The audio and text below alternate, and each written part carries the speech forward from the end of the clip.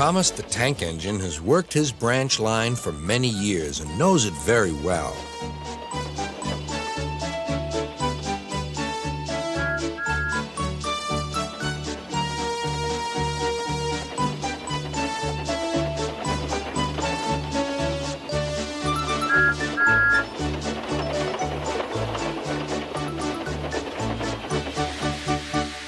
You know just where to stop, Thomas, laughed his driver. You could almost manage it without me.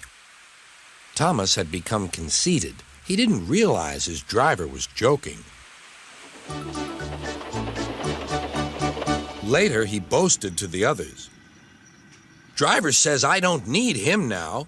Don't be so daft, snorted Percy. I'd never go without my driver, said Toby earnestly. I'd be frightened.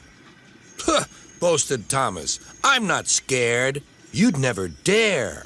I would then. You'll see. The next morning, the firelighter came. Thomas drowsed comfortably as the warmth spread through his boiler. Percy and Toby were still asleep.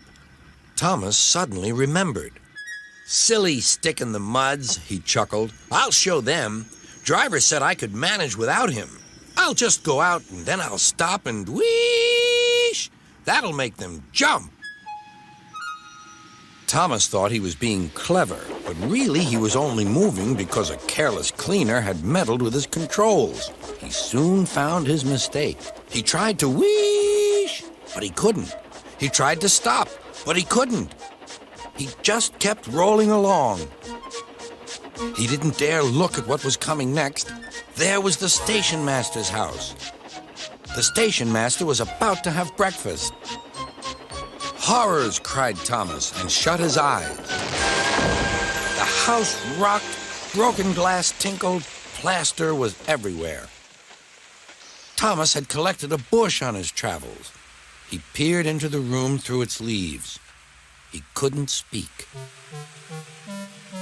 The station master was furious. His wife picked up her plate. You miserable engine, she scolded. Just look what you've done to our breakfast. Now I shall have to cook some more. She banged the door.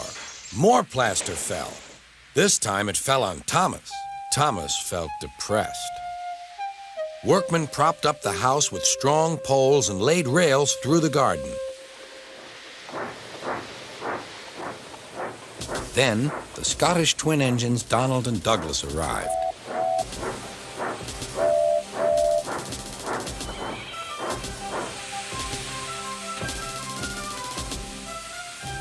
Dinna fash yourself, Thomas. We'll soon have you back on the rails, they laughed.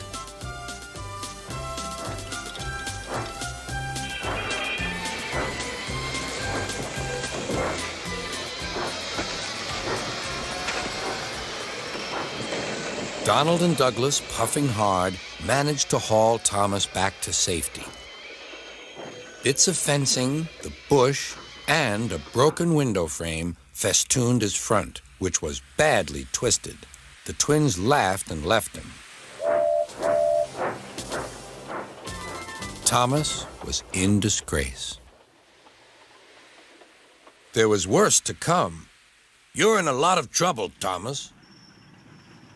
I know, sir. I'm sorry, sir. Thomas's voice was muffled behind his bush. You must go to the works and have your front mended. It will be a long job. Yes, sir. Meanwhile, a diesel rail car will do your work. A diesel, sir? Thomas spluttered. Yes, Thomas. Diesels always stay in their sheds till they are wanted. Diesels never gallivant off to breakfast in station masters' houses.